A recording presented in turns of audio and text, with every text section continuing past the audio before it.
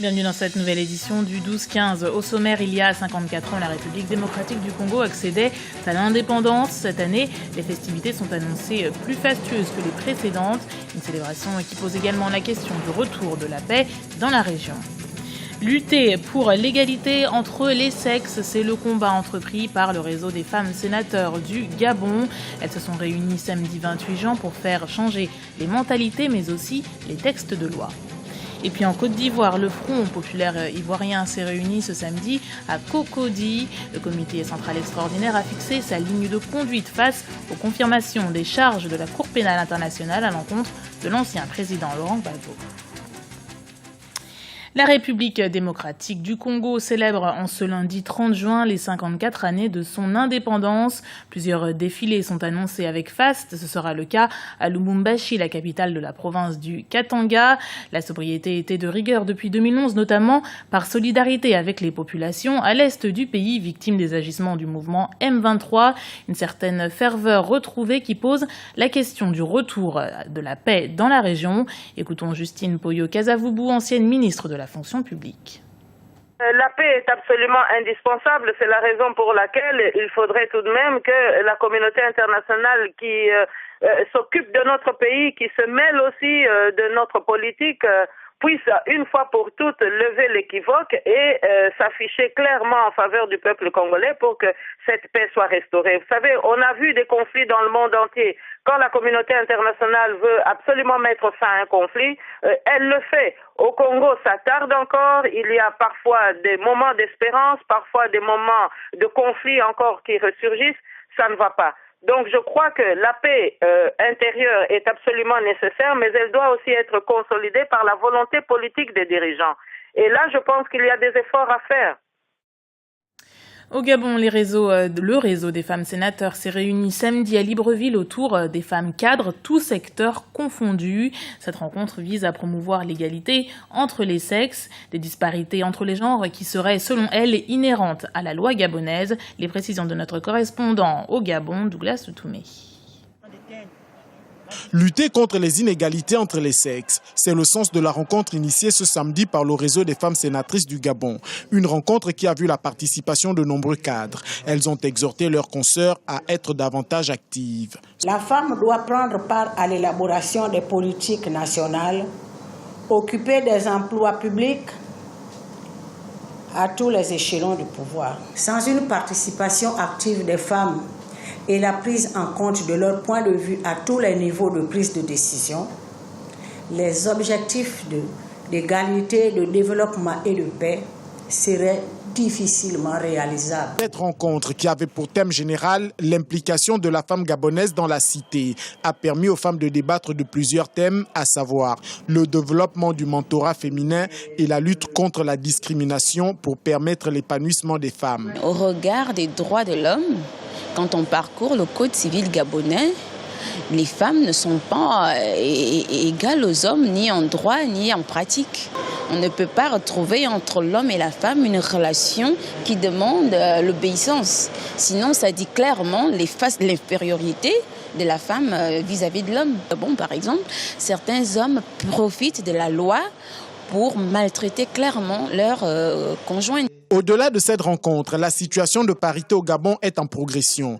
Avec 15% de femmes à l'Assemblée nationale, plus de 16% au Sénat, 33% à la Cour constitutionnelle et 1% au gouvernement. En Afrique, 20% de femmes sont au gouvernement contre 22% en Amérique et 18% en Europe. Toute chose qui permet d'affirmer que le Gabon est véritablement sur la voie d'un équilibre des pouvoirs entre hommes et femmes. En Côte d'Ivoire, le comité central du Front populaire ivoirien s'est réuni en session extraordinaire samedi 28 juin. La réunion présidée par le chef du parti, Pascal Affi-N'Guessan, portait essentiellement sur la confirmation des charges retenues à l'encontre de l'ancien président Laurent Gbagbo. Le comité central du Front populaire ivoirien a pris acte de la décision de la Cour pénale internationale. Écoutons l'analyse du directeur de l'intelligence d'Abidjan, Alafé Wakili. Durci, ça dépend. On peut dire que le FPI maintient ces mêmes positions et il estime que le gouvernement fait preuve de duplicité. Le gouvernement a posé des actes d'apaisement, notamment la libération de nombreux prisonniers, le dégel des comptes, mais que ça ne va pas avec d'autres actions telles que des tentatives d'arrestation et le maintien d'autres en détention. Donc, le FPI maintient la pression, le FPI, durcit sa position, maintient la pression à l'approche des élections et, comme indiqué, ça peut faire craindre la rupture du dialogue politique et une situation de véritable tension dans le pays. Et nous ouvrons notre page sport avec le championnat de football en Côte d'Ivoire qui s'est achevé le 22 juin avec une nouvelle fois le sacre du COE Sport de San Pedro. Au bas du classement, les équipes de Boisflé et de Grand Bassam descendent en 2e division. Le point du championnat de Ligue 1 avec notre correspondant en Côte d'Ivoire, Olivier Conan. Le COE Sport de San Pedro est champion de Côte d'Ivoire pour la 3e fois consécutive. San Pedro remporte le titre avec 57 points. Le Sporting Club de Gagnoa est 2e avec 55 points. La SEC Mimosa complète le trio de tête avec 50 points. La SOA est 4e suivi de l'AFAD. Le premier l'AS Standard est 6e devant le Stella. De la 8e à la 12e place, les équipes ont 30 points. Avec une meilleure différence de but, le Denguele est 8e suivi de l'Africa, de l'Asie, du COK et de la JCAT. Opposé à l'USC Bassam, la Jeunesse Club d'Abidjan-Trècheville inscrit le premier but du match en seconde période. Avantage de courte durée pour les Bleus. Les visiteurs égalisent, mais le match nul assure le maintien de l'équipe de Trècheville au sein de l'élite avec la 12e place au classement. Nous avions montré aussi que la JCA reste la JCA. C'est là ma fierté. En début de saison, nous avons fait confiance au coach Hatse qui, malheureusement, dans ses recrutements, n'a pas été à la hauteur de l'espoir placé en lui. Et c'est la raison aussi pour laquelle la JCA a beaucoup souffert cette année. Mais je vous garantis que l'année prochaine, la JCA aura son mot à dire.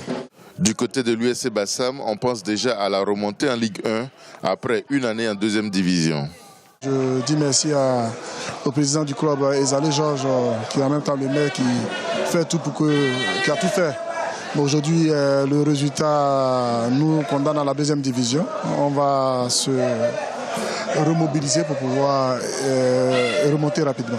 En plus de l'Union sportive des clubs de Bassam, classé 13e, le club Omnisport de Boisflé, 14e et dernier, descend également en 2e division.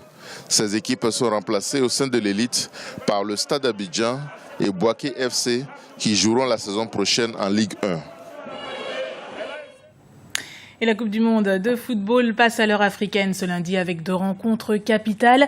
Et pour en parler, nous recevons notre spécialiste José Douglas. José, bonjour. Bonjour, Kessie. Eh bien, allez-y, nous écoutons pour le programme de la journée. Tout à fait. Ce lundi, 2 matchs concernant notre continent plutôt, mais impossible de dire qui peut l'emporter. D'abord, entre la France et le Nigeria, et ensuite Allemagne contre l'Algérie. Nos 2 seuls représentants africains, justement, qui restent encore en lice. Alors, écoutons l'avis de Saïd Hafizi sur le match France-Nigeria.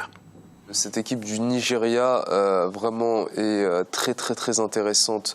Elle a des lacunes défensives, mais offensivement, que ce soit Moussa ou Emenike, ils font des différences. On a justement le pilote, la tour de contrôle de cette équipe-là, celui qui dirige le jeu, Obi Mikel, qui lui joue à son véritable niveau, qui montre que c'est vraiment un joueur qui joue dans un grand club et qui joue à son niveau à cette Coupe du Monde-là. Donc cette équipe de France va avoir de véritables soucis. Ça ne sera pas l'équipe de France qui a été alignée sur le dernier match, ça sera véritablement une équipe de France beaucoup plus forte, mais si elle n'est pas à 200%, elle va avoir des problèmes et ça peut aller même en prolongation. Donc attention à cette équipe du Nigeria. J'espère, moi, que cette équipe du Nigeria va redorer le blason du football africain. Oui, et puis quelques images maintenant avec l'autre rencontre qui mettra aux prises l'Allemagne face à l'Algérie. Nous espérons justement revoir cette liesse populaire. C'était à Alger et c'était après la rencontre contre la Russie qui propulsait l'Algérie en 8e de finale de ce mondial. Je vous laisse regarder ces magnifiques images. Alors parmi les fervents supporters, il y a Merouane et tout le monde retient son souffle, n'est-ce pas Merouane ? Au niveau de l'équipe algérienne. On avait également notre journaliste Lilis qui notait aussi que les Brésiliens se mettaient à aimer ce peuple algérien qui est rempli de ferveur, rempli d'espoir. Il ne faut pas prendre ce match-là comme un soulagement, à se dire qu'on a déjà passé le premier tour, c'est un exploit, et on arrive en 8e et c'est que du bonus. J'ai vu un joueur dire que c'était que du bonus, ou Midjani qui nous dit qu'il a hâte de retrouver le peuple à Alger. Il y a ce match à jouer, un rêve peut devenir réalité. qualité. Et sur 90 minutes, tout est possible. Tout comme on sait que le peuple algérien sera animé d'un esprit de revanche par rapport à la dernière Coupe du Monde et ce fameux match de la honte que le peuple algérien a en mémoire. Voilà, je vous rappelle, France-Nigeria et Allemagne-Algérie, si nos deux pays du continent se qualifient, elles se rencontreront en quart de finale. Nous avons bien le droit de rêver. Puis si je sens que vous allez faire la fête ce soir. Eh bien, on verra, je vous dirai ça demain. C'était le journal de la rédaction. Merci de l'avoir suivi. Retrouvez dans un instant une nouvelle édition du 12-15 sur Africa 24.